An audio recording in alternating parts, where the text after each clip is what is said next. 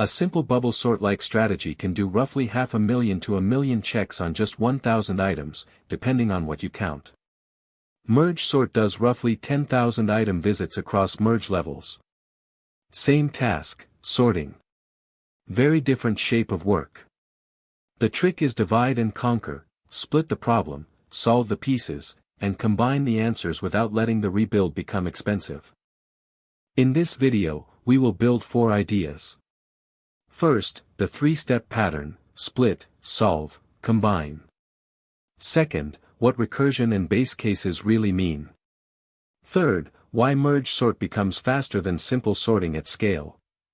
And fourth, how a recursion tree turns the formula n log n into something you can actually see.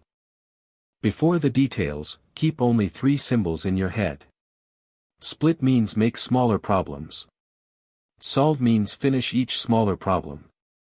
Combine means stitch the answers back together. Every later diagram in this lesson is just a more detailed version of those 3 moves. The classic divide and conquer pattern has 3 moves. Divide the input into smaller pieces. Conquer those pieces, usually by solving the same kind of problem again. Then combine the smaller answers into one final answer. If any one of those moves is awkward, the technique may fail. If all 3 are clean, the problem can shrink beautifully. Recursion can sound mystical, but it is just a promise. A function says, I know how to solve this problem if you give me smaller versions of the same problem. It keeps making that promise until the problem is so small that no promise is needed. That tiny stopping point is the base case. The base case is where the algorithm stops dividing. For sorting, a list with one item is already sorted. For searching, an empty region means the answer is not there. Without a base case, recursion is not a strategy. It is an infinite hallway. The base case turns the hallway into a staircase. Merge sort is the cleanest first example. The divide step is almost boring: cut the list in half, then cut each half in half, again and again. Eventually, every piece has one item. At that point, the problem has been reduced to something trivial. Single item lists do not need sorting. Let us trace one tiny list so the idea does not float away. Start with 8 numbers: 31, 41, 59, 26, 53, 58, 97, 93. Split into 2 groups of 4, then 4 groups of 2, then 8 single cards. Those single cards are the base cases. They look almost too small to matter, but they are the reason the recursive promise finally stops. The combine step is where merge sort earns its power. If 2 small lists are already sorted, you do not need to compare everything with everything. You only look at the front of each list, take the smaller item, and move forward. Order grows like a zipper closing, one tooth at a time. For that 8-number trace, the receipt is visible. The first merge layer creates sorted pairs and touches 8 total cards. The next merge layer creates sorted groups of 4 and touches 8 total cards again. The final merge creates one sorted group of 8 and again touches 8 cards. The rows change shape, but each row pays for one clean pass through the data. When I say chaotic work, I mean a simple quadratic sorting style: keep comparing items, swapping when they are out of order, scanning again, and slowly pushing order into place. That can create about n² comparisons as the list grows. Merge sort is structured work. It splits the list into planned halves, sorts the tiny pieces, and then merges each level in a clean pass. The important difference is not just speed. It is the shape of the work. Here is the same contrast as a map. On one side, repeated comparisons spread everywhere. On the other, the work is routed through a plan: split the array, solve smaller pieces, merge sorted fronts, stop at the base case, and then count the levels. Divide and conquer is powerful because it gives the work a structure we can count. You do not need to master notation yet. T(n) just means work on input size n. Theta (n) means the work grows like a straight line pass through the items.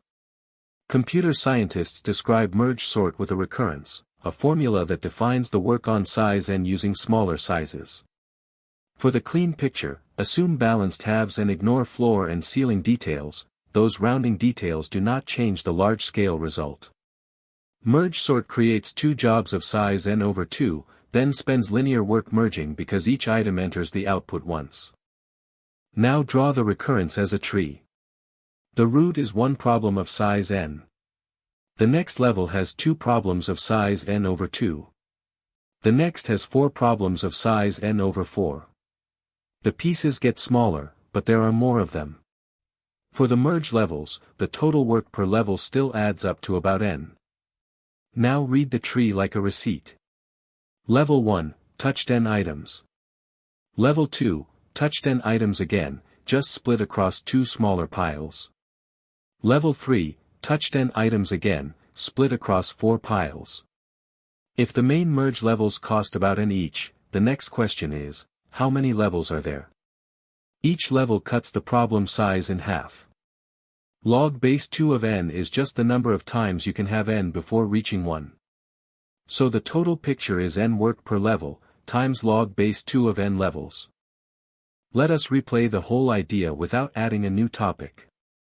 First, the list splits until every piece has one item. Second, each one item piece is already sorted. Third, two sorted pieces merge by comparing only their front values. Fourth, each merge level touches every item once. That is the complete reason merge sort is structured instead of chaotic. This is why the combined step deserves respect. A split that creates easy subproblems can still fail if combining their answers is too expensive. In merge sort, combining is linear, so the plan works beautifully. In other problems, combine can become the bottleneck. Divide and conquer is a bargain only when the rebuild is affordable. Binary search is the one-branch version of the idea, sometimes called decrease and conquer. The list is already sorted. You check the middle. If the target is bigger than the middle value, the middle and everything smaller become impossible. Then you repeat on the remaining half. There is almost no combined step, the answer is found by repeatedly deleting half the universe. Splitting is not automatically good. If the split is uneven, one side may stay almost as large as the original. If combining is too expensive, the saved work disappears. Divide and conquer works when the smaller problems are meaningfully smaller, and the combining step does not undo the advantage. Before the recap, compress the design method into 4 questions. Did the split create real progress? Are the smaller problems independent enough to solve? Is the combined step cheap enough? And when we count the levels, does the growth shape still look good? This checklist matters more than memorizing a formula. Here is the mental model to keep.